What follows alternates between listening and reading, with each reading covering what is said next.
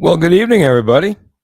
It's the Denver Bronco Roundup podcast over here on the Rocky Mountain Sports Network. Of course, brought to you by Rocky Mountain Sports Network, or brought to you by Morgan Trinkets. I'm sorry, man.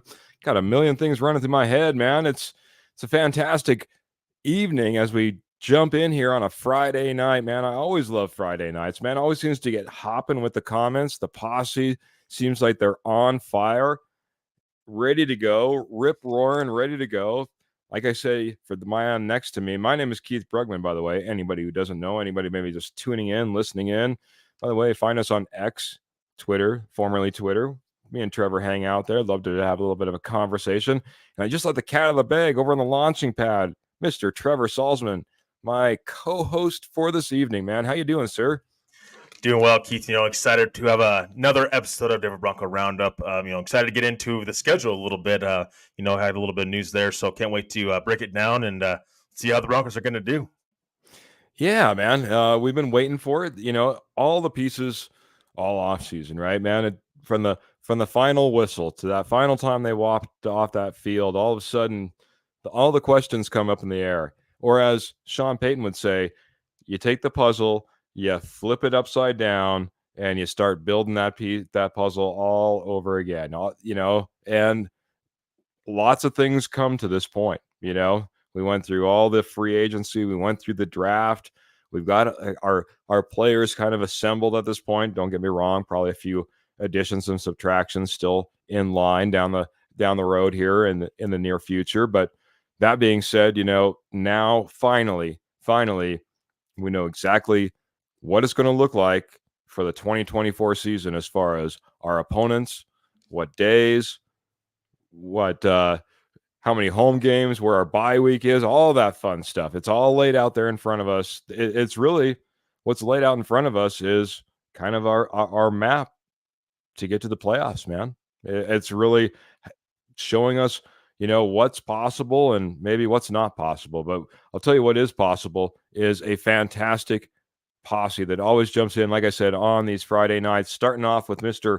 Michael Ronquillo saying, good evening, Keith and Trevor, giving us those big orange and blue hearts, clapping it up, kind of K&K style. I'm sure we'll see one of those guys in here pretty soon as well. And then we got Ernie Mays jumping in on Facebook as well, saying, go Broncos country only. Bo is the real deal. He might have to be the real deal, man. I'm looking at my first initial, and I'm going to get yours first. I'm going to save that for just a second. I want to get initial thoughts, kind of. Pearl's also coming in and saying hello, and hello, Miss Pearl. Love the corgi as always. And Ernie Mays is also saying hello, Keith and Trevor. So one word that came to your mind as you looked over the schedule.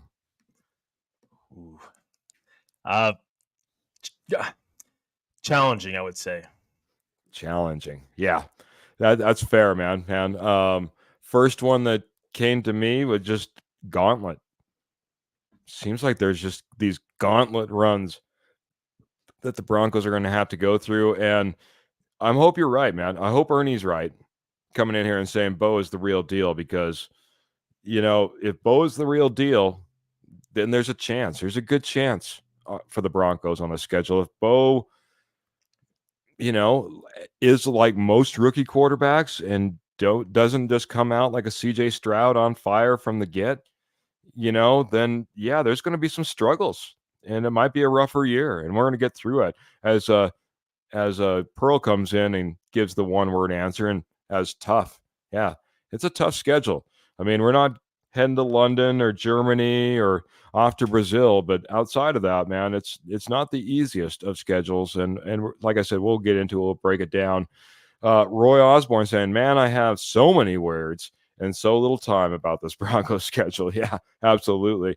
And Michael Ronquillo, he's letting the first cat out of the bag. I'll go ahead and I'll put it up here, Michael.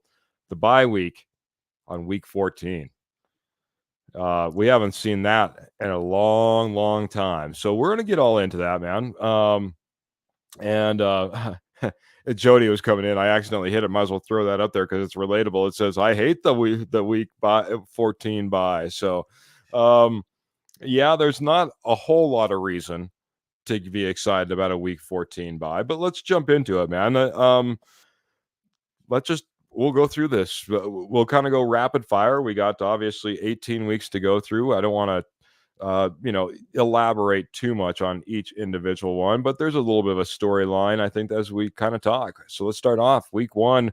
We kind of had some teasers about this already. So, like I said, nothing that we need to elaborate on. Seattle away, September 8th. Any thoughts on what that matchup looks like for you, Trevor? Yeah, I mean, it's going to be Bo Nix's, well, possibly Bo Nix's first start. You know, what a way to throw a rookie in there if he's going to be the starter, right? I mean, you go on the road to Seattle, a place that's tough to play. I mean, it's loud there in Seattle. Now, is it as loud as some places in college football? Probably not, but it's still loud there. And we all know the Broncos don't play well against Seattle, and especially in Seattle. So, it's going to be challenging, I think, right off the bat for Bo Nix and whoever the quarterback is going to be, of course. But in particular, Bo Nix. I mean, it's not like he gets a home game his first game. Nothing like a loud welcome to the NFL, right, for Bo Nix. But I mean, actually, don't mind the opponent itself. It's just be on the road, and it's Bo Nix again. If he is indeed the starter, but I actually don't mind the opponent because I think Seattle and Denver. We kind of mentioned on Tuesday, Keith. They're kind of the same team in my opinion, and Ah, just I mean, they're similar had similar records last year. Both missed postseason. Not exactly the same. Of course, we got some former Denver Broncos on Seattle still, so get to see some of those guys, Draymond Jones and Noah mm, Fant both. So I actually don't mind the opponent itself. I'm glad we're not starting off with like the Chiefs or any of that stuff. To begin the season. I'm glad, and honestly, the Steelers too. I'm glad it's not Steelers, not week one, anyways. mm. But I think the opponent itself, I think hopefully we'll set this Broncos team up for momentum coming back home to face one of former Denver Bronco quarterback Russell Wilson. Yeah, absolutely, man. Same with me, man. Week one, I think the big question is who the quarterback's going to be for the Seattle Seahawks. Sam Howell's coming up there. He has every opportunity to beat out of Geno Smith, which they'll have to move on from at some point. So those are your two answers as you're sitting up there. And if they're transitioning, if it's obviously it's a new head coach.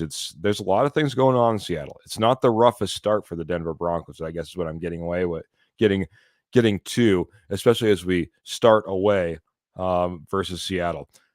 I heard this referenced on another podcast. We don't have Nathaniel Hackett.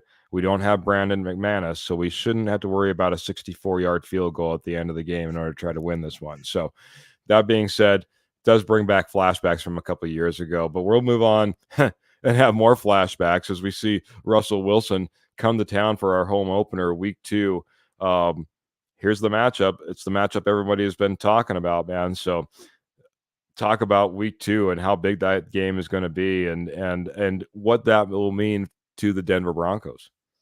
Yeah, I think that's going to be interesting for the Denver Broncos. And you're facing not only you're facing your former quarterback that you had for 2 years and you invested in with one of Russell Wilson, but you're also going against a very tough team with the Steelers. So it's kind of one of those things, Keith, where it's like, be careful what you wish for, because the Mm, Steelers are, I think they're a playoff roster. If Russell Wilson can even just play somewhat decent, that team I think will be a playoff team. Mind you, they played the playoffs last year with Mason Rudolph. We don't think that Russell Wilson is a upgrade over Mason Rudolph. I mean, the mm. Steelers certainly think so. So, I think it's going to be a loud, packed stadium with Russell Wilson coming back. I do not blame Bronco fans for how they want to cheer and how they want to, maybe they want to boo Russell Wilson for his time here in Denver. Again, I don't think it's necessarily his fault, but I think that they they just, in particular, they need to focus on one thing, just get a win as much as they possibly Yeah. can. I think that getting, focusing on the whole Russell Wilson thing, that's so easy to do, is to focus in on a guy that used to play for you. But I think this team needs to stay focused, try to get a win at home, and try to show that this team is a different team. They're not the same Denver Broncos as they've been in years past. Time to change the culture now here in Denver. What better way than to beat the former quarterback that you had on your roster, and one of Russell Wilson?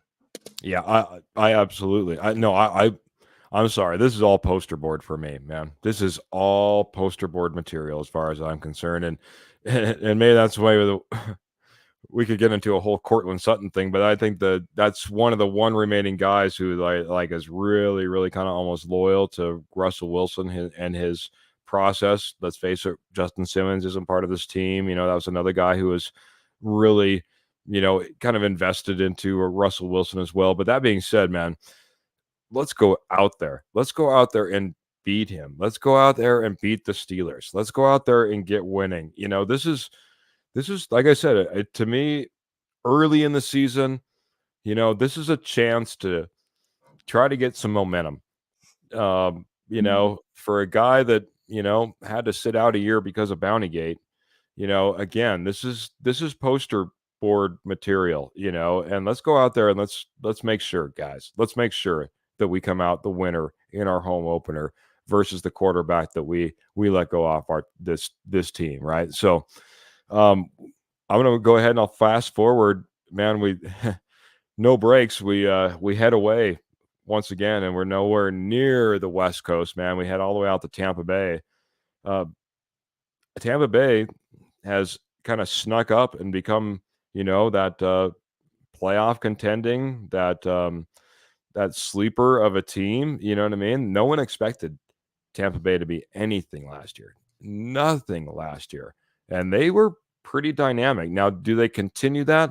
Does the NFC South get tougher for them and, thus they don't look as dynamic as maybe they did last year? We'll see. But what do you think, week 3, Tampa Bay having to travel out to the East Coast for a September 22nd game, buddy? Yeah, it's going to be interesting. I think that's a very dangerous Tampa Bay Buccaneers team. I mean, they didn't lose too much this offseason. I think you have a guy like Baker Mayfield who clearly they've bought in as their franchise quarterback. So I do not think that I think it's going to be a tough matchup for Bo Nix or whoever's quarterback of the Denver Broncos, and just the Broncos in general. I mean, again, that's another playoff team that you're having to face. And I think that's something that we keep an eye on.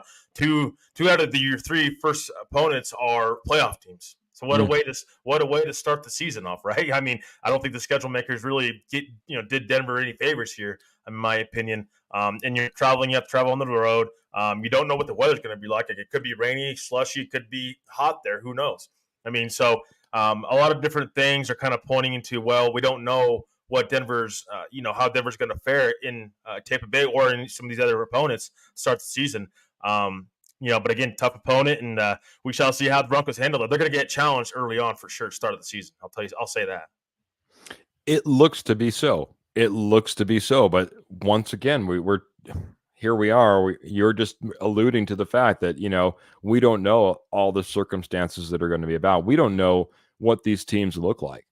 We'll get on to the next game here in a second, but it'll be against a team who thought they had the everything in the palm of their hand, and it all slipped away within 4 plays of the game. But heading off to Tampa Bay, it's not going to be easy. The Denver Broncos just don't travel all that well off to the East Coast. They don't play very good in those time slots, and Tampa Bay is a tougher team, so they'll have to be on their game. I want to get to a couple more comments. Graham was kind of going back to that Pittsburgh Steelers Week 2 game, saying the fans booing during that game is a given. It's going to be rough for Russell Wilson. We talked about going back to the Bo Nix getting his start up there in Seattle and how loud that stadium can be. I can't imagine Broncos fans are going to give Russell Wilson any sliver of hope that he can hear himself, let alone his offensive line and his wide receivers and everybody else be able to hear him. He's going to hear it a lot, and I agree. shout out to the guys over at the Mile High Huddle. They have a meet and greet that they do every year, and they're doing it week 2 in that Pittsburgh game, and that's Michael Ronquillo that's coming in over on Facebook and letting us know all about that as well. Got to get to a couple other ones. First off, when you're dropping stars, we got to get you in here, and we appreciate it. 200 stars from Phil McLaughlin. And Phil, thank you again, man. Huge supporter, week after week, show after show. I don't know what else to say, man. I mean, you've been fantastic for us, and really, as I hear a lot of other podcasts say, keeping the lights on. Appreciate you very much, man. He's coming in saying, "Good evening, Keith and Trevor. Terrible time for the bye week."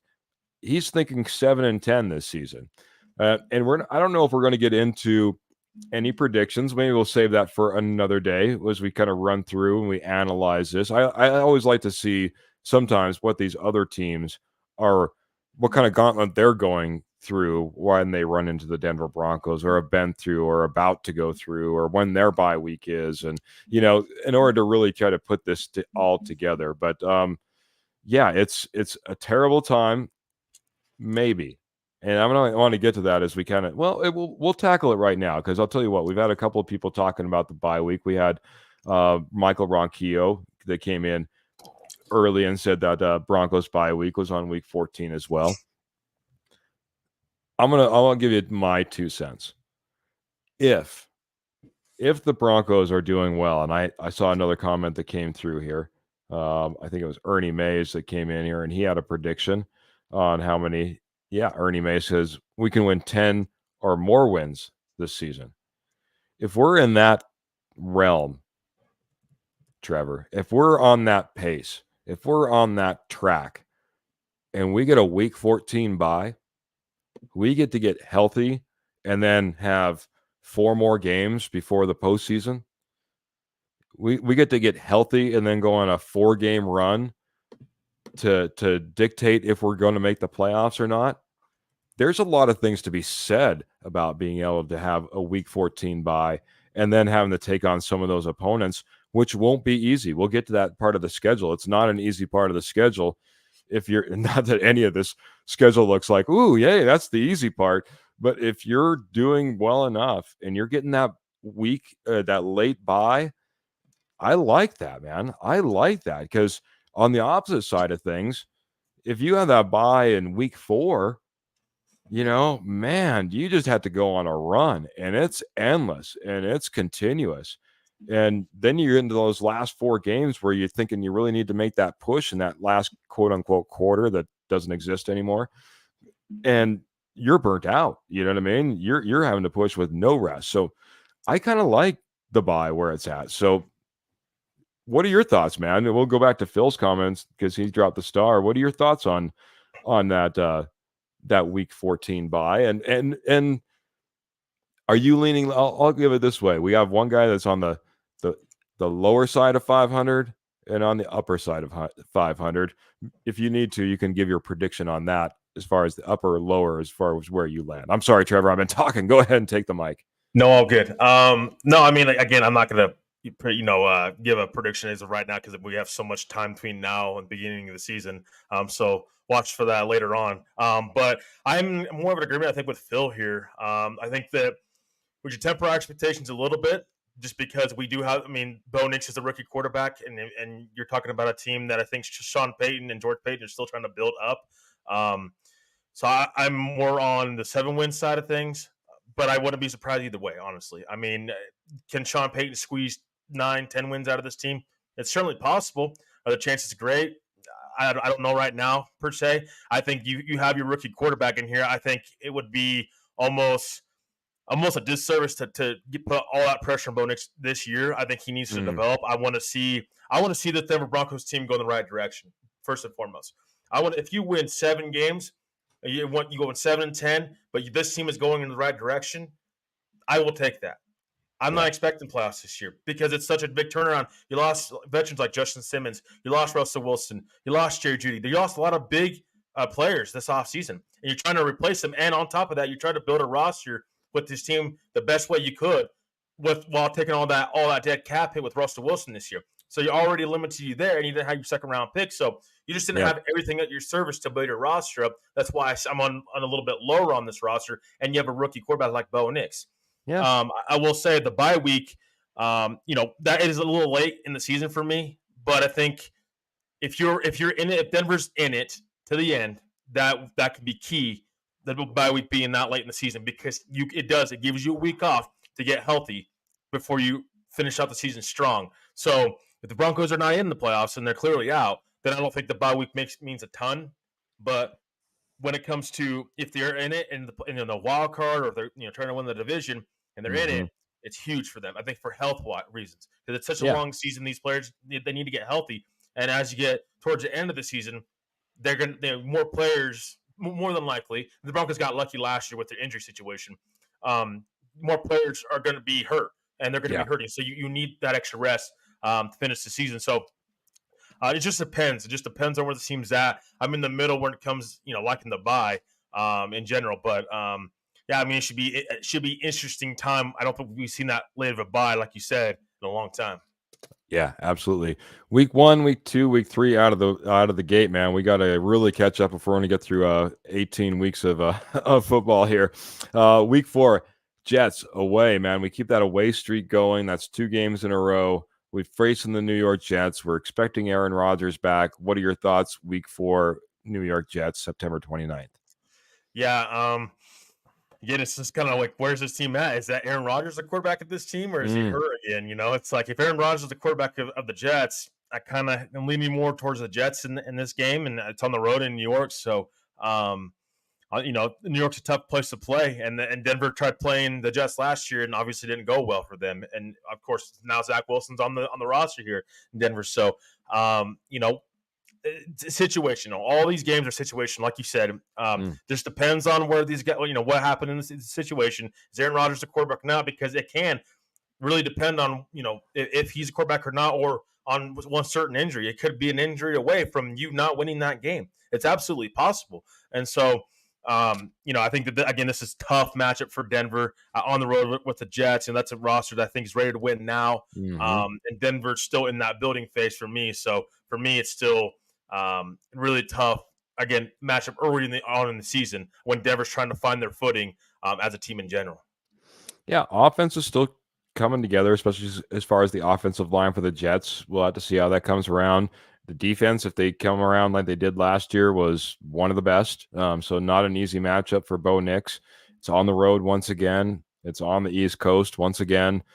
It'll be difficult. And now we're going to fast forward to a couple of games that look good if we can put them away, because we have a couple of home games in a row and they're both against AFC West opponents. By the way, outside of the as we do this, we kind of run into like a AFC run, I guess you could say, because we've had the Jets, and we take on the Raiders week 5 at home, October 6th. Sorry. Las Vegas Raiders, all new team as well, man. Talk about a team kind of like ours, where you don't know exactly what you got going on there. New coach, new quarterback. Which quarterback? Talk about what you think about a Las Vegas Raiders matchup to start off October. Yeah, I think this is one of the more favorable matchups for Denver. I think they play, you need to end that streak with the Raiders. It's been too damn long since, the Broncos have actually won a game against the Raiders. So they need to get a win. What better time to take care of that and snap that losing streak against the Las Vegas Raiders than now? Get it done beginning of the year. I mean, hopefully by this time, Denver's got some sort of footing on both sides of the ball. Bo Nix hopefully is getting more comfortable with the offense, or whoever the quarterback may be. Is getting more comfortable with the offense, because no matter who the quarterback is, unless it's Jared Stidham, they're going to have to learn a new offense. So that's the thing to watch here. But no, I think that this is a favorable matchup for Denver. Again, you're talking about a Las Vegas Raiders team that is sort of like the Broncos. They're still building that team up. Now, I think they got more, proven players in the Broncos right now, with Max Crosby, Devontae Adams, and all of those guys. They got more proven players, in my opinion. But what Denver cannot do, and what they struggled with towards the end of the last season, was Max Crosby. They have not been able, throughout history, when they play the Las Vegas Raiders or Oakland Raiders, when they were the Oakland Raiders, they have not played well against Max Crosby. He has torched them every single time. That is, they have to stop Max Crosby. That's got to be a key. You can't leave Mike McGlinchey out there one-on-one with Max Crosby. We talked about it multiple times last season. It can't happen this time. I don't care how great Mike McGlinchey may be. Max Crosby, he's a difference maker. So I like the matchup for Denver overall-wise, though, coming home against the Las Vegas Raiders.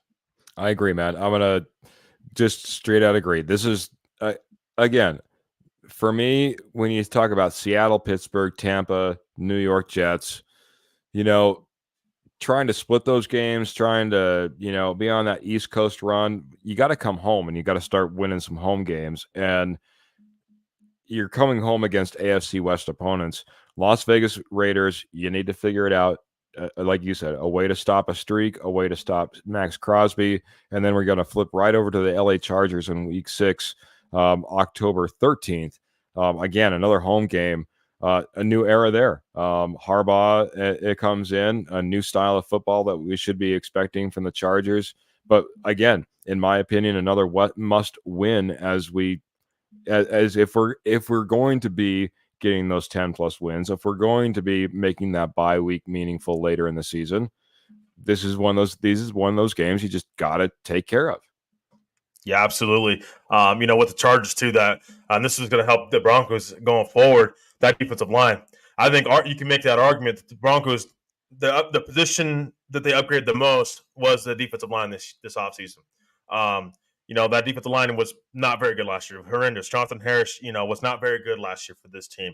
Now you get an upgrade, with Roach this year as well. I like your defensive line, going up against that Chargers offensive line. Obviously, they just took Alt in the draft, so that's going to be even tougher for the Broncos to go up against. But I agree, you got to take care of business at home, and that's something Denver just struggled with in general. They have to take care of business at home. You got home field advantage on Mile High. I mean, when the Broncos going back to the glory days with Manning, Elway, that home field advantage was huge for Denver. It was always loud. I mean, yeah. Teams hated coming to Denver. Now it's not been the same for years now. So it's just like they've got to get home field advantage back. Use that as an advantage for you. Denver hasn't done that in a long time. They've struggled to do that. You have 2 divisional opponents to do this right now with. You have the Las Vegas Raiders. Now you have the Chargers coming to town. Take care of business within your division. It's got to happen at some point in time. If Denver wants to win, got to take care of business in the division. Yeah, absolutely. Martin's coming in here. I can't read it all, but one thing I do like, he says, if we have won the last game with the Raiders, we might not have gotten Bo Nix this year. So that's kind of funny, It's like, hey, it's funny what a loss can get you sometimes. I'm not saying that we necessarily threw any games or anything like that, in order to make sure we got Bo Nix. But yeah, now we get to go in, we get to have the Raiders. Maybe we get to beat the Raiders with Bo Nix, a guy that we might not have had a chance with. And then again, knock them out of the park with these Chargers, man. We need to go in there. We need to take care of business, man, because now we're going to go ahead and we're going to go on a short week, man. 4 days later, we're in New Orleans taking on the Saints. Sean Payton returns for the first time to the house he built. Going to be a big matchup, and it's one of these storyline type of games, man. We have one in week 2 versus the Pittsburgh Steelers, a big one there. I think we have another fairly big one here in week 7 versus the Saints. What are your thoughts, bud? Yeah, I mean, obviously, I think if you're Sean Payton, you want to come in and take care of business on the road. And this is a team that you coached for years, and you won a Super Bowl with. You need to take care of business against this team. Show that, hey, I was the best head coach in Saints history. Really go out there and put on a show. Show that, hey, you guys miss me. Let me show you that you're going to miss me. That's the type of mindset Sean Payton's going to have, and I think he's going to have an extra boost going into New Orleans and taking care of business. It's been a while since the Broncos have played the Saints, actually, just in general. So it's going to be great to see that. I like what they've done there with the Saints just in general, back when Sean Payton was their head coach there. But yeah, I mean, I expect Denver to have their everything together, especially on the offense side of the ball for Sean Payton. Again, you want to come in there and really get a win against your former team that you coached for years. So, yeah, I mean, I expect Denver to come in and try to take care of business the best they possibly can. That Saints team is an interesting team going forward. Not sure. I think they're one of those middle pack teams for me. We shall Yeah. see how they're going to factor in by the time Denver plays them in the schedule. Yeah. It'll be interesting. I think, for all, like you were saying, for all the hoopla that week 2 might have and Russell Wilson, I could very much also see Sean Payton saying, "No, that's not let's put that to the side. That's not what this game's about." You know what I mean? The whole 9 yards. But I'm telling you, when he goes back to the Saints, it'll be tough to try to not have any type of emotion for him, I think, going back to that place, going into that building, walking through those halls, seeing those people, you know what I mean? The familiar smells, you know what I mean? Just everything, man. It'll be tough for him not to conjure up something from the past, I think. So stay focused, Sean. Stay focused, and let's get a win there in New Orleans.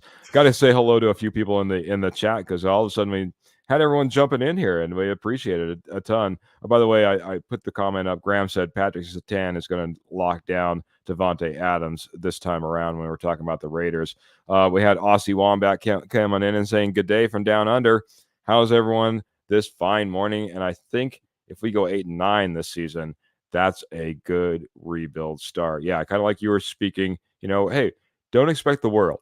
Don't expect the world. If we just look good and we're on the right path, and 8-9 looks like we're kind of on the right path, then that might be what we're hoping for, what we need to see, right? We got people from all over the place, man, coming in. We got them from down under, down in Australia. We got them over in Hawaii. Aloha, Mr. Patrick Wiltsey. How are you doing, sir? Appreciate Lion Coffee, guys. If you haven't checked out Lion Coffee, check them out today. That's lioncoffee.com. And wow, talk about some amazing coffee. And with like 200 years experience, I can't even remember how old they are. It's amazing, like 1879. If I remember correctly, they've been doing it for such a long time. They know what they're doing. What else, guys? Let's go ahead and let's keep going. I wanted to make sure I wasn't missing anything. Phil's coming in and says, with all the Saints players we have, it'll be hard to determine who Saints fans are cheering for. Laugh out loud. Yeah, I guess that's kind of true. It'll be kind of a going home for some of these players too, that'll be kind of wild in and of itself. So, although I will say there's no stars. Like, are there Saints fans really going to remember the name Malcolm Roach? I'm not sure. So there's no stars. Wow. No. Like, I'm just saying, like, Yeah, usually no, fans will go for the no. star. Like Michael Thomas, if he returned to the Saints, on another team, just using his example, they would know the name Michael Thomas. Yeah, I don't know yeah. Roach. They're going to know the name. That's why I say. We all know. Come on now. No. We know. How deep do you know your roster as a Bronco fan? You don't know who Malcolm Roach is. My goodness gracious. Well, we're going to know Malcolm Roach in Denver. Yes. Yeah, I'm trying to put some enthusiasm underneath that now. Okay. Yeah. Well, speaking of enthusiasm, man, I got to talk about Morgan Trinkets, an enthusiastic go-getter when it comes to Southwest jewelry, pottery, and estate goals at wholesale prices with over 33 years experience. That's right. 33 years experience, man. That's longer than Trevor's been alive for that matter. So that being said, hey, it's speaking the truth, spitting the truth, that's not I'm not saying you're 16. I'm just saying 33 years experience. No, 33 years experience. They know how to get it done, guys. All of their estate gold is 18 or 10, 14, 18 karat gold. They have sterling silver pieces starting at $10 going all the way up to $2,000. You got me all thrown off now. Thanks, buddy. I appreciate it. If you go over to Facebook right now, check out Morgan Trinkets. They have wonderful pieces up there. They have all the different events they'll be coming up on. As a matter of fact, guys, just to kind of let you know, and I had it here off just to the side. Oh, there it is. This weekend, the Cheyenne Gem Show is where you're going to be able to find them. By the way, if you head out to any of their shows, you can transact through all major credit cards. And if you head over to Facebook, they transact through PayPal. And if you make any purchases over $50, all of your shipping is free. So check out Morgan Trinkets. I'm telling you, they've been so busy, and all these shows, all the orders that you guys have been putting in. We appreciate it. They appreciate it, but they've been super busy. Never too busy to talk to you. So make sure you message them over on Facebook. I'll go ahead and I'll dump that link right into the chat as we speak, guys. But that being said, man, we're gonna have to really I'm messing Really, things up in the back right now. I'm sorry.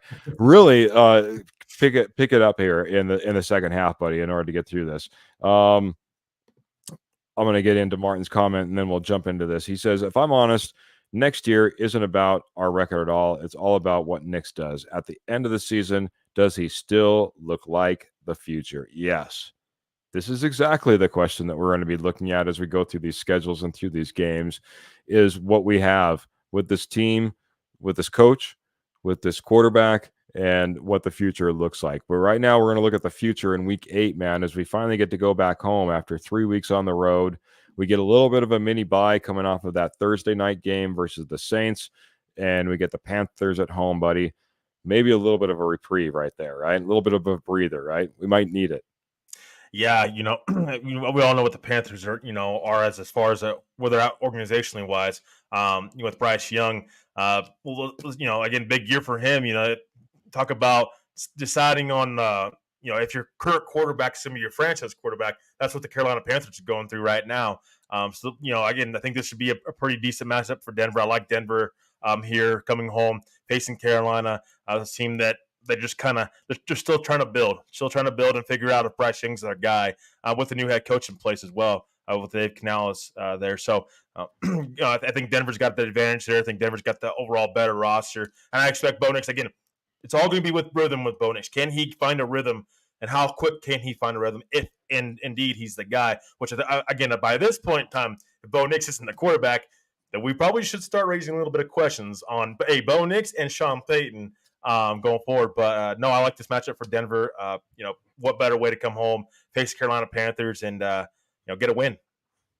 Yeah. Hopefully, that's one that you get to put in the win column as we kind of go through. And like I said, we'll go through predictions at some point in this season before the season starts and everything. But that's one of the ones that kind of stands out, and you're really hoping after 3 weeks on the road, going home, maybe having an easier opponent, getting that win.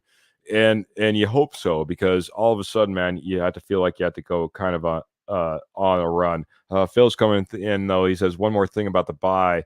We actually don't get a full week because we play on Monday night. Yes, it's a short bye. So, and Graham saying, I know they're not in the same division, but man, Stroud is going to be a problem for us. Yeah.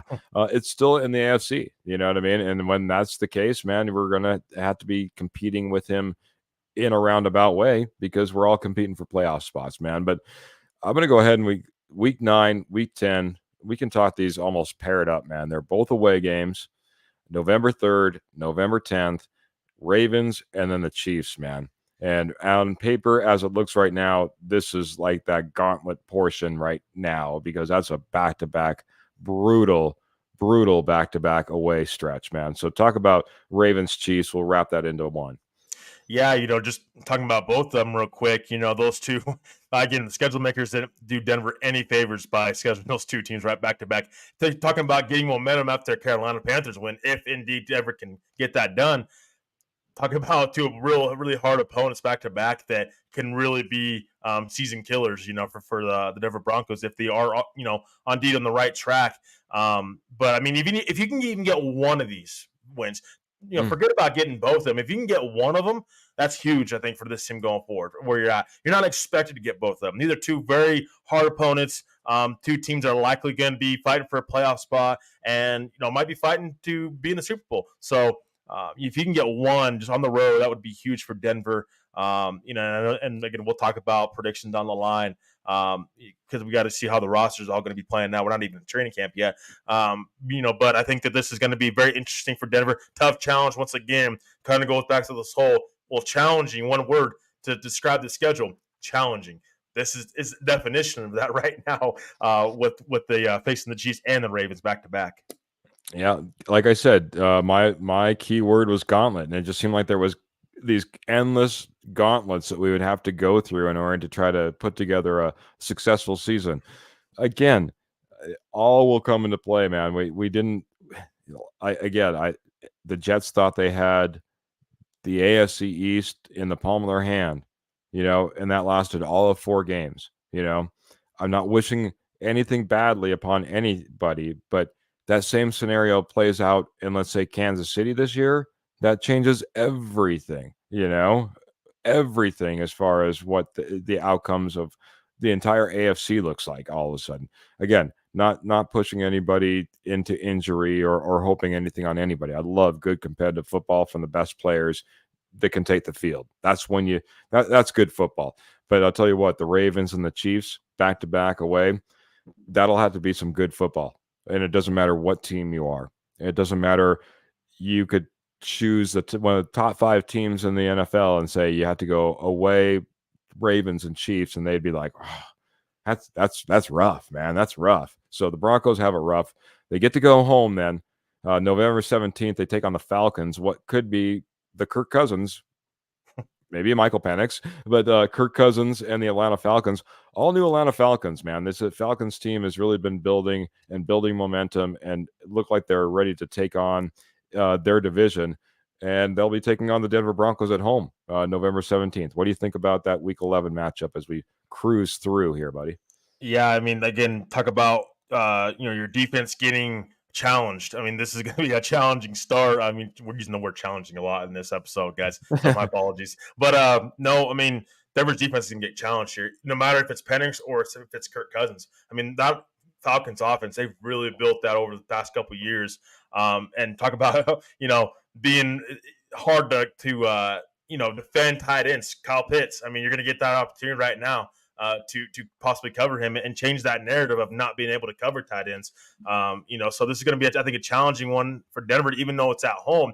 That's a Falcons team that is expected or possibly, moving in that direction of making the playoffs, whoever's at quarterback.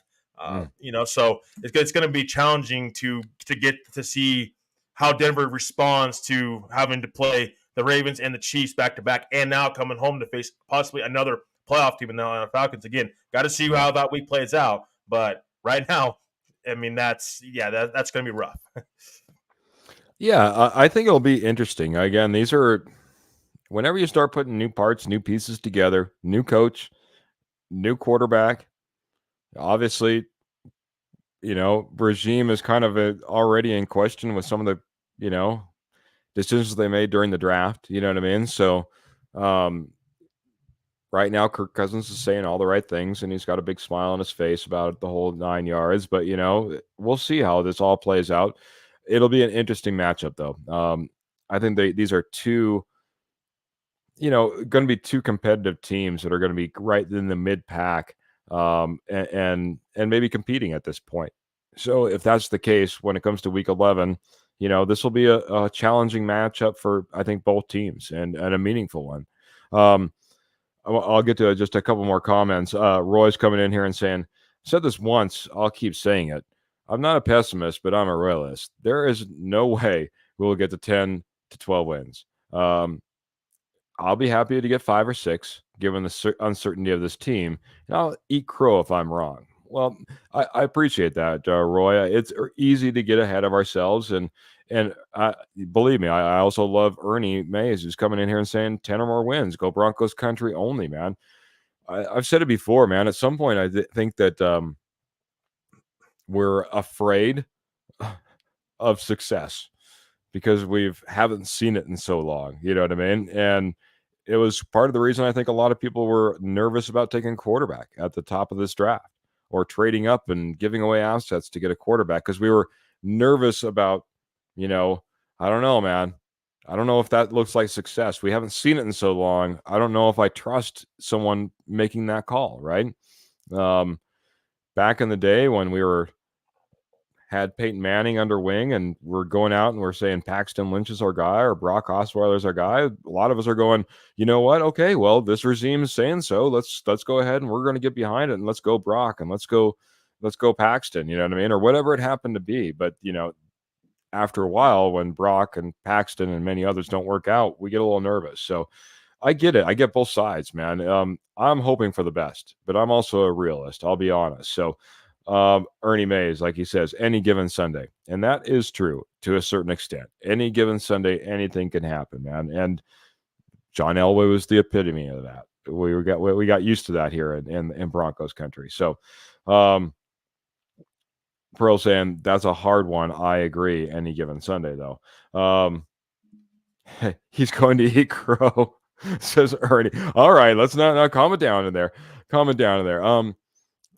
I want to wait for Kenny's great question to come in here in just in a little bit, but he does come in here and say, "Good evening, good Friday evening to the dynamic duo and many in the posse." And that's Kenny Kirkpatrick of the fantastic K&K Sports Show, guys. If you haven't checked out Kenny or any of the fantastic cast and crew over there with their numerous shows, Broncos, Giants, wagering, you name it, they've got shows for you. Check out the K&K Sports Show. We'll get to your question here in a second as we get near the end, Kenny. I'll bring it back up, but let's continue to go through. We've already talked about this team once, as we, of course, we're going to play the AFC West teams this twice. And so week 12 is an away game versus the Raiders, November 24th. I don't know if there's anything new to talk about, home or away versus this team. We'd like to get that monkey off our back early and end a streak. But anything else to add as far as this week 12 matchup versus the Raiders? I mean, again, if you lost at home against the Raiders, you won in the streak, the losing streak against the Raiders. I mean, you cannot continue to go forward and try to change this culture and still have these long extended losing streaks. You have to, get a win at some point in time. You'd obviously rather try to get 2 wins, but it doesn't always happen like that way. Denver just historically hasn't played great in Las Vegas or in Oakland when the Raiders played there. So, it's just get a win at all costs. I want to see Denver either win, beat Las Vegas at home, or beat them on the road. Find a way at all costs this year. Beat the Raiders in the losing streak and move that. Again, it's one of those needle movers, in my opinion. You're finally changing a culture. You beat the Chiefs last year in that losing streak. Let's do that against the Raiders this year and move forward now and really change the atmosphere around Broncos country and really just change in general, just culture. So, what culture winning, win would be the recipe, I think, with either one of these games against the Raiders this coming season. How nice would it be to get 2 wins versus the Raiders? You really need like 10 wins to get into the playoffs. You already get 2 of them just through the Raiders. That's certainly a possibility. That's a team that's a little bit, I guess you could say, weaker when you look at this schedule, or one of those teams that you think that you might have an opportunity against, at least as it sits today. As it sits today, I'm not really sure what to think about week 13 as we head off for a Monday night football game, December 2nd versus, I'm sorry, we don't head off anyway. We're home for this one versus the Cleveland Browns. So a little Jerry Jeudy reunion, another storyline here for us, possibly. What are your thoughts about the playoff Cleveland Browns coming home, or coming to our home, the Mile High City on December 2nd for a Monday night matchup? Yeah, again, it's another storyline type of game. I feel like we've got 3 of them realistically this year. Obviously with Russell Wilson, Sean Payton going back to the Saints, and then Russell Wilson obviously coming back to Denver, and then Jerry Jeudy coming back to Denver. So real 3 big storylines to watch for this season. Take that for what you will. If you are believing in the storylines and the hype, then I guess you can get behind it. If not, then it's kind of just another game. I'm in the boat of it's another game, in my opinion. You found a way to beat the Cleveland Browns last year. So try to find a way to do that again. Again, will they have Deshaun Watson? Can he stay healthy a full season? That's going to be the big question at this point in time. We're getting later in the season. Who's that quarterback for the Cleveland Browns? Last year was a question as well, and we've seen how that went. So we're really, really going to have to see how that kind of transpires. Also, an ESPN game on Monday Night Football. So that's going to be something else to point out. We shall see. Hopefully, Jerry Jeudy doesn't perform well in this game. I'm hoping for the Broncos' sake, because we do not want Russell Wilson to look good and Jerry Jeudy to look good, because that would not make the Broncos look good. So in this game, just again try to stop their offense. They're going to have a good defense. I mean, we all know how Myles Garrett was last year. Denver was able to stop him. We shall see. Can they do that again this year? Again, it's so hard to predict this stuff because we don't know injuries and all that type of stuff. And we're not predicting wins or losses right now. I know we're just talking about it just in general. Yeah. But it's going to be an interesting game. Nice to see that it's a home game, Monday Night Football. Yeah. Hopefully, Denver can take advantage of that and get a win. Predictions already that this is one of those throwback jersey games. Oh, yeah. Yeah, get the throwback jerseys out for this one. That Cleveland, the drive, the whole 9 yards. It would be so iconic to see those jerseys out there together again. I think this is going to be a fun game. It's good that we have a couple of marquee games on marquee. A Thursday night football game. We get this Monday night football game. I wasn't sure if we'd get a Monday night football game, to be honest. We just haven't been a winning organization. And, there was once that was kind of guaranteed for the Broncos. It was kind of a Broncos Raiders Monday night football was always seemed like it always went on the schedule. But those days are gone as the Raiders have fallen off and the Broncos have kind of done the same. But so nice to get this on the schedule. And, again, I think this is just one of those teams. Let's face it, it was Joe Flacco magic that got him into the playoffs last year. That's not going to be a repeat. We were right there as far as maybe getting into the playoffs as well. These are two kind of evenly matched teams that it should be a nice grinded out type of game. And it's funny. The one thing that I was, as we kind of kept going through the schedule, I just wanted to mention this really quick. We kept saying, if Bo Nix this and if Bo Nix this and if Bo Nix this, I really think there's a lot of ways that this team is not going to put a ton on Bo Nix. We all want Bo Nix to go out there, and we'd love to be him to put otherworldly numbers up and be a stat god and look like we made the biggest and best decision in years and years. But if you look at that running back room, if you look at the investment that we put in the offensive line and what they're best at, there could certainly be something to be said that Bo Nix might not have to carry the load. And like I said, just making this Browns game maybe a grinded out, gritty type of game that we're used to kind of seeing between these two teams, man. Yeah, I was just gonna, kind of add on what you were saying, Keith. I think it's what's important with Bo Nix is not necessarily just the stats; it's the eye test. How does the eye test show? What is he showing on film? Is he showing that he can be that guy going in next year? Big thing for the Denver Broncos this year. This is why I'm so start Bo Nix now. Again, same age as Zach Wilson. Zach Wilson expiring deal. I mean, so we don't. He may not be here in 2025. We don't know. Yeah. Bo Nix is a guy that's under contract for the long haul. I want to see what Bo Nix can do now because here's the thing: you need to get a great idea. Again, going into next offseason, we're going through scenarios right now. Going in through next offseason, 2025, that Russell Wilson dead cap hit is lowered, so that you can use that money to build around Bo Nix. You need to see what you have to put around Bo Nix this year. I think that's what the biggest thing to keep in mind here. Not just stats, the eye test. How is he looking? How is he progressing? Does he fit what Sean Payton wants to do? Truly on the field. That's the biggest thing when it comes to Bo Nix this year. And I think he's got to play for you to do that. He's not going to learn how to do that sitting on the sidelines. He's got to play this year and try to play as many games as possible, hoping that he's healthy, of course. He's got to play this year as much as possibly can so Denver can see what they need to do going forward to build around him.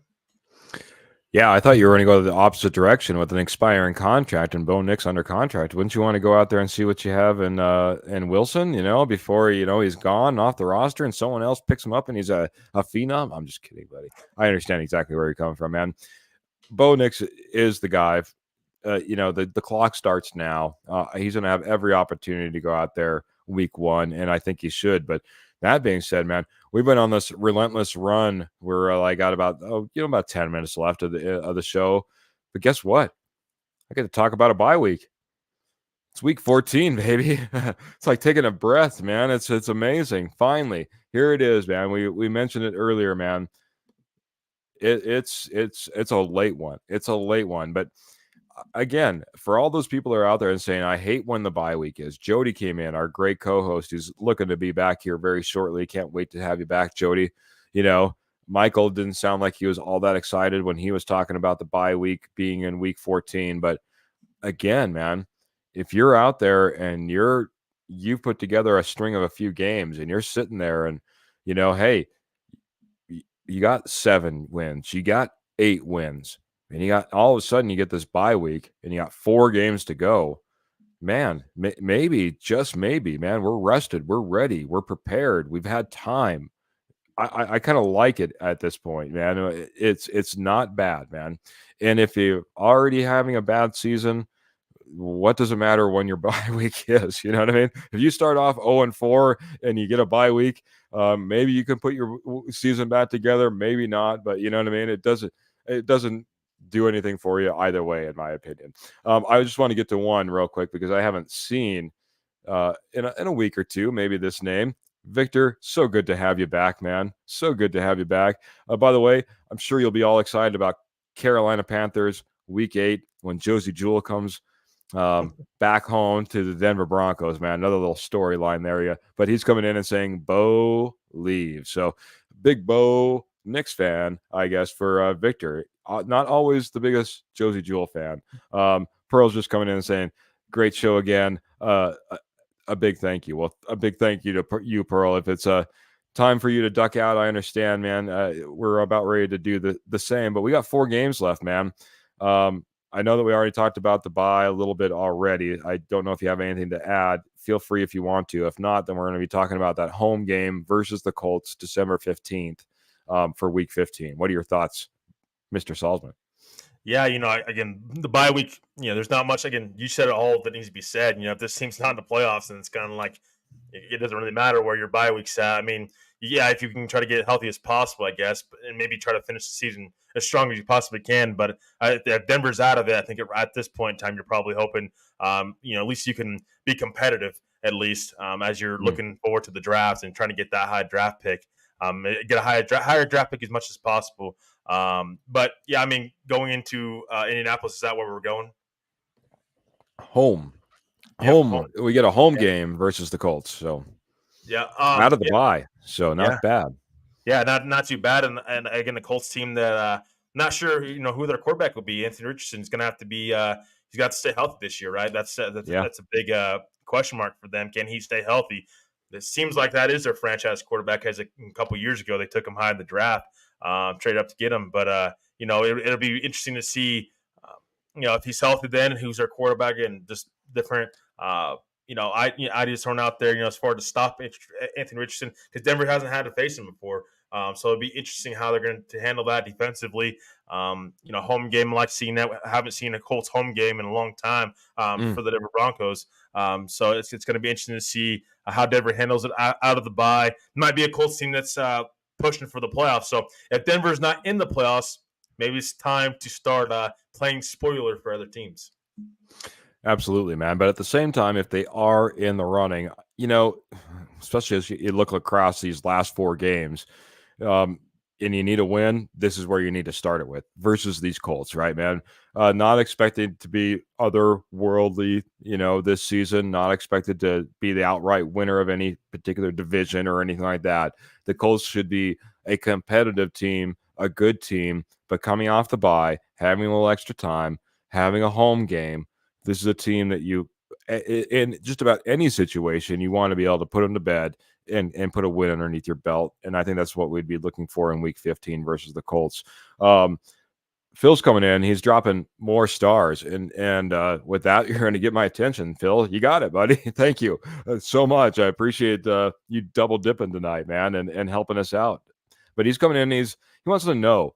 He's like, assuming Nix is the guy, does he need to finish top 16 to be considered a top rookie quarterback? I think he's talking about, overall quarterback statistics. Where does he need to land on the overall quarterback list in order to be considered still a top rookie quarterback? Because we know that you can't be like, hey, this guy needs to be top 5. No, that's usually not the case for a rookie, even a top rookie. So where does he need to land in order to be considered a top rookie, bud? Yeah, I would say, Phil, you're again. Thank you for the stars. Really, appreciate. We really appreciate you, Phil. Dropping stars on us, and your support, you just being here, just fantastic. Really appreciate you first and foremost. But yeah, I mean, I think that's right around where Bo Nix needs to be. Again, I'm not huge on stats this rookie year. I want to see the eye test. I want to see Can he see the field well? Everything that's been advertised about Nick so far of why he fits Sean Payton's system, does he pass that eye test? That's the biggest thing for me. It's not just stats, it's the eye test. Stats, yeah, of course, you want to see that. Yes, top 15, top 16, 17 in that range, probably yes. But the eye test is more important for me going forward because I think that Denver needs more playmakers around Bo Nix. I think that'll be a discussion down the line that we're going to end up having. So you really need to, you really can't expect Bo Nix to be a CJ Stroud this year. Hopefully he can be. Hopefully, yes. But I don't expect that. I expect Bo Nix just to be able to prove that he can be the franchise quarterback going forward and to see what Denver needs to do to add to make Bo Nix even better at quarterback this year or going forward in the future years, I should say. Top 16, top 17, I think that would be hopefully high on the higher range probably, but that's right around where you hopefully will find Bo Nix for this Denver Broncos team going forward. Yeah, I'm going to kind of be in the same agreement. I think if he's the 16th best quarterback, he's doing all right. Yeah. If he's the 12th best quarterback, he's doing very well as a rookie. I mean, you're approaching being a top 10 quarterback in this league. You're doing very well. Phil's coming in. His stat line would be something like 22 touchdowns, 11 interceptions, 24 touchdowns, maybe 12 interceptions. For him, that would be a stat line that he would like to see. Maybe a 2-to-1 ratio there, touchdown to interceptions and being in that those high, low to mid 20s, I guess you could say, as far as the touchdowns are concerned. By the way, Clayton's coming in here and saying, hey guys, smash that like button and share. And he's also coming out in with what he would like to see: 3,200 passing yards, 27 touchdowns, 500 rushing, 12 picks. Bam. Bo Nix, baby. I want to expand on the numbers game a little bit while we're talking about quarterbacks and Knicks, because you know how Russell Wilson last year had 26 touchdowns and eight interceptions.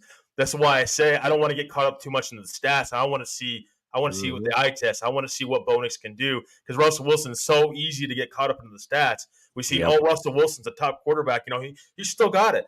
Well, the eye test proved otherwise. He still couldn't see over the middle of the field and still held on the ball way too long, still ran into sacks. So that's why I say watch out for the eye test, what Bo Nix can do on the field, not rather than just seeing the stats. Stats could be a part of it, but we've got to see on the field what Bo Nix could possibly do. And the Russell Wilson situation last year, I think just kind of showing us that as well. So it's just something to take away going forward. Yeah, I agree, man. Yeah, stats can lie. Stats can lie. If you just sit there and look at stats sheets, you can make it into a bigger. You can make a case for any player, I guess you could say, in a lot of different ways. So, man, we got to rapid fire these, man. So, we'll bundle two teams together: the Chargers away, the Bengals away. That's going to be the 22nd and either the 28th or 29th, Saturday or Sunday. Just depends upon how they want to flex that last couple of weeks. So, Chargers, Bengals, both away right after we get done with the Colts. What are your thoughts there, bud? Yeah, I mean, again, with the Chargers, where they at? That's the team that's still trying to build, I think, around Justin Herbert. But I think they got that offensive line together. I think you're going to see with Harbaugh them trying to run the football efficiently and effectively a lot more than they have in years past, and try to help out Justin Herbert as much as they possibly can. I could see it both ways with the Chargers. Is this a team that's fighting for the playoffs? Or is this a team that's going to be fighting for a higher pick next year in 2025 draft? So I could see it both ways. I think a very winnable game. Denver obviously took care of business last year, in LA with Chargers. So going to be interesting to see how they handle this game in particular. And then with Cincinnati, with Joe Burrow, is he healthy? Is Joe Burrow the quarterback of the Cincinnati Bengals? Big question mark.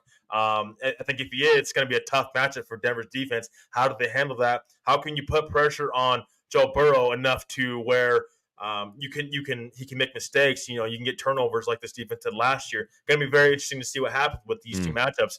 That'll be a Cincinnati team that, again, is either fighting for a playoff spot, or if you don't have Joe Burrow, you might be fighting for a higher draft pick in 2025. So very interesting two matchups and two teams that possibly could be in similar situations with the Chargers and with the Bengals.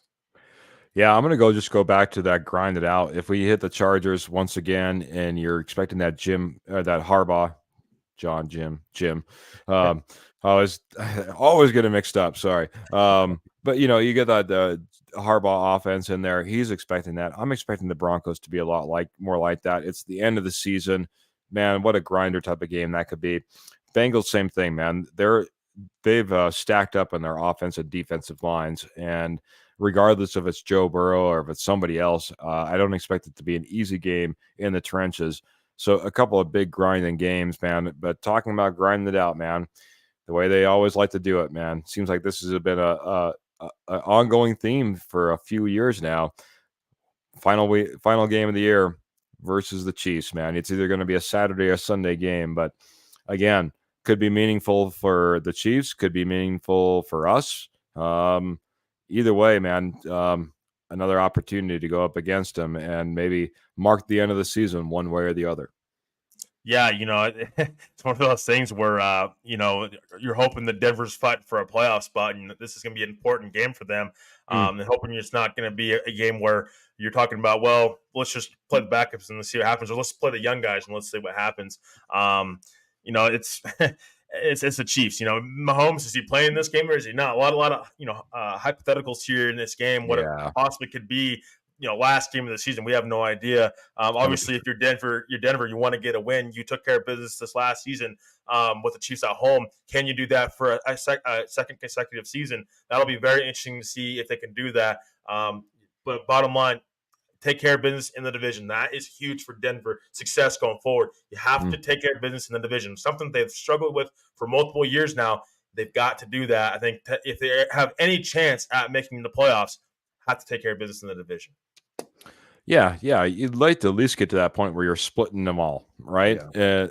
At some point, like they said, win your division. If that's the case, getting into the playoffs, and then anything happens, right? But that first goal is always like, we need to try to win our division. In order to try to win our divisions, we need to start stacking wins within our division, and we at least need to pull one away from the Kansas City Chiefs, Super Bowl winners or not. They're in our division. They're our rivals. Hey, I've said it a long, long time ago. The whole hiring of Sean Payton was to go up against Andy Reid.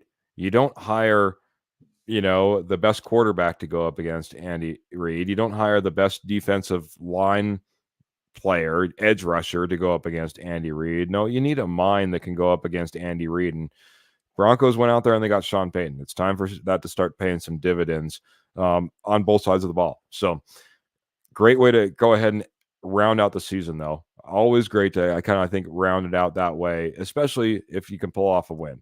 Whether you're the spoiler, whether it's meaningful to you or not, if you can go out there and you can win at the end of the season versus the Chiefs, it's the way we need to do it, man. And talk about some winners tonight, man. I appreciate everyone that jumped in this evening. Pearl was jumping in a little bit earlier and saying, again, great show again, and a big thank you. We had Michael Ronquillo now coming in and saying, good evening, good evening. Great show tonight. Keith and Trevor giving us those orange and blue hearts and clapping it up as well. Clayton's coming in here and saying, I think Peyton is going to groom Bo Nix so well, my guys. I will say this. Bo Nix has a better opportunity to be groomed by Sean Payton than Russell Wilson ever had. That was just a bad relationship to begin with from the get, man. It didn't matter if we're talking about kissing baby statements or whatever else. From the get, it was not a healthy relationship. And now Bo Nix is Sean Payton's guy. And, there's a little twinkle in Sean Payton's eye whenever he talks about Bo Nix. And I think I think we're in a much better situation. Pearl's coming in and saying, maybe I'm a downer, but hey, this is the NFL, different from college. Time will tell. Do not jinx it. He's a rookie. Again, Pearl's saying, we need to take baby steps. Don't expect those 10 wins plus. Don't expect the playoffs. Don't expect the CJ Stroud type of thing. We just need to make sure that we're kind of taking care of business and making sure that we have our guy. And I like the way you're saying it, Trevor, a little bit earlier. It's not about the stats. It's about the way it looks. Stats can lie. But you know what? If the ball's coming out, if we're making good, quick decisions, and these are the things that we're seeing, every once in a while, we're going to make mistakes. We're a rookie. Every once in a while, we're going to make the wrong read.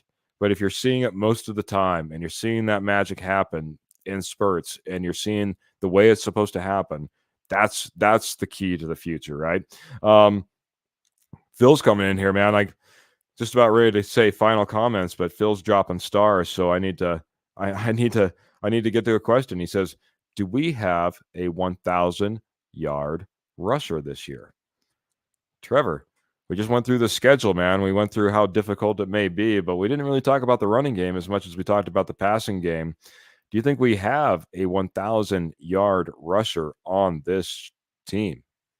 I think it's absolutely possible. I think it depends on what kind of Javonte Williams you're getting. If you're getting Javonte Williams from last year, you're getting Javonte Williams from 2 years ago. I think Javonte Williams is the key here. I know a lot's been made about estimate, but I'm not sure he's 1,000-yard running back yet. He's a rookie. I think we should lower expectations on a little bit on him before we see him play. Obviously with P. Ryan, I don't think he's 1,000-yard rusher. I don't even know if he'll be on this roster, honestly, to start the season. Can McLaughlin jump in and be that guy? I'm not sure. I don't think Denver knows right now who their running backs might be. I think there's a lot of depth at running back. I think, and I put this on Twitter out there. I think that running back and wide receiver is going to be competition there with those two positions, and that's going to be two positions that we're going to have to watch closely as we get closer to training camp. A lot of depth at both positions, so it's going to be interesting to see how this transpires. As of right now, I'm going to say no. But I think we're close to 1,000-yard running back. Just going to depend on who that guy is. Again, if Denver's going to have any success with Bo Nix, they've got to run the football.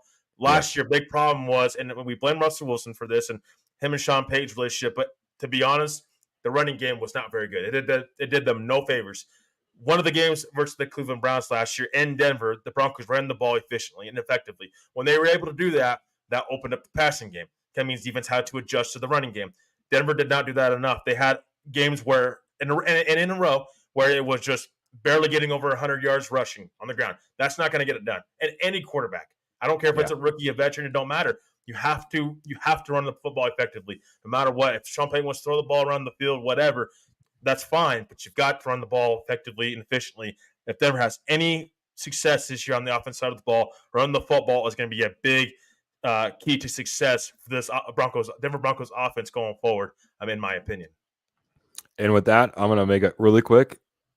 Yes, we have a 1,000-yard rusher, and that 1,000-yard rusher is Javonte Williams. I think the rush that he had to come back onto the field last year after a devastating injury did him no good, especially as we got further into the stretch, down in the stretch. I think you'll see a healthier Javonte Williams that will have longevity not only through the season but through games. And I think that'll make the difference. I think there's going to be a big focus on the running game. And yeah, Estime will get his touches. I think there'll be obviously a third running back involved as well. Will yet to be determined who that may be. But that being said, Javonte, if it's going to be anybody, it's going to be Javonte. Phil also, and we got to do this super rapid fire, but he pointed out that Kenny, this question we almost missed. He says, Keith and Trevor, I'm playing a game tonight. He says, I'll give you 3 guaranteed wins this year. Who are you taking? Oh, he's playing a Genie tonight. So who do you want those wins against? Man, if you're getting 3 guaranteed wins on your schedule, man, where do you want those 3 wins, man? I would say Las Vegas at home, October 6th on Sunday. The Carolina Panthers, and I'm going to say the Cleveland Browns on Monday Night Football. Dang.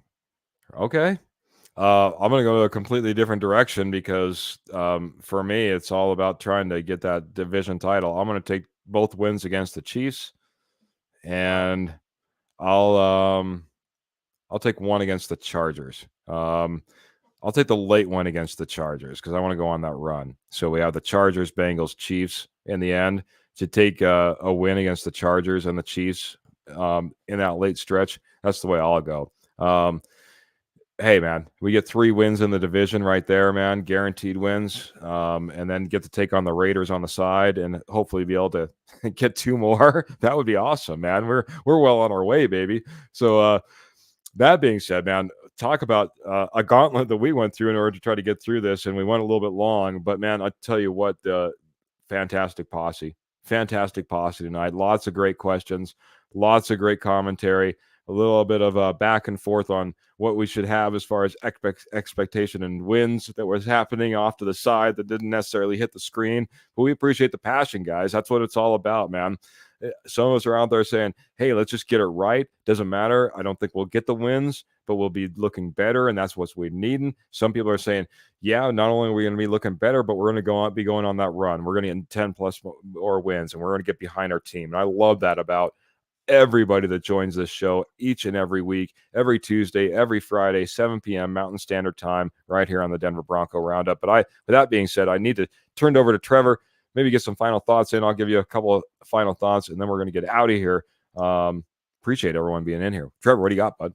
Yeah, I just want to appreciate everybody in the posse tonight for just hanging out with us on a Friday night. And get another great show. We got a chance to break down the schedule. And down the line, we'll break it down even more in depth. Just want to kind of get we just seen the schedule coming out here on our Friday night show. So we'll get a chance to break it down for you guys as much as possible. But down the line, we'll get into the wins and losses. Want to make sure we see all the rosters and everything shake out and see how all that all goes before we give our accurate opinions on wins and losses going forward. So I just want to appreciate everybody in the posse. You guys are absolutely awesome.